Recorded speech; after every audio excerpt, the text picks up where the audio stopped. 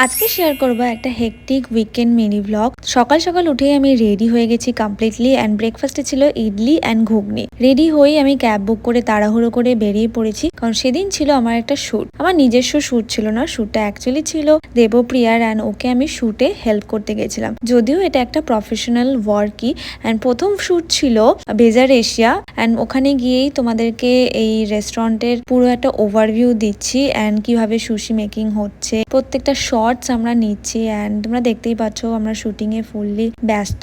তবে এখানে ওদের খাবার ট্রাই করে আমি নিজের পার্সোনাল এক্সপিরিয়েন্স থেকে তোমাদেরকে বলতে পারি এখানকার বুফের খাবার ইটস টু গুড। মানে আমরা তো অনেক সময় বারবিকিউ নেশন, অ্যাবসলিউট বারবিকিউ এসব জায়গায় খেয়েই থাকি, কিন্তু কেউ যদি একটু অন্যরকম বুফে খুঁজে থেকে থাকো এখানে নিশ্চয়ই এসো, মাস্ট ভিজিট। অ্যান্ড আমরা বাই দ্য ওয়ে সব খাবার খাইনি, ম্যাক্সিমামে আমরা ফেরত দিয়ে দিয়েছি।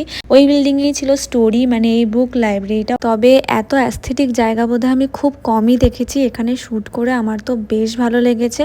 শুট করে বেরিয়ে চলে গেছিলাম অ্যাক্রোপলিস মলে, হপি বলায়। ওখানে আমাদের সেকেন্ড শুট ছিল। ওখানে গিয়ে আমরা তাড়াহুড়ো করে যত রকম শর্টস ক্যাপচার করার ছিল সব ক্যাপচার করে খাবার পার্সেল করে আমরা বেরিয়ে এসে ওখানেই আবার মিনিসও গেছিলাম শুট করতে। আর এই ব্লগটা অলরেডি আমার পেজে আপলোডে, দেখতে ভুলো না। দেন আর কি, শুট কমপ্লিট করে তাড়াহুড়ো করে মেট্রো করে বাড়ির দিকে আসবো, তখনই দেখছি প্রচন্ড ঝমঝমিয়ে বৃষ্টি হচ্ছে। অ্যান্ড যে খাবারটা পার্সেল করে এনেছিলাম ওদেরকে আমি দিয়ে দিয়েছি। অ্যান্ড বাড়িতে এসেছিল বিশাল, আমার দুই বোন, ওরাও ভিজে গেছিল।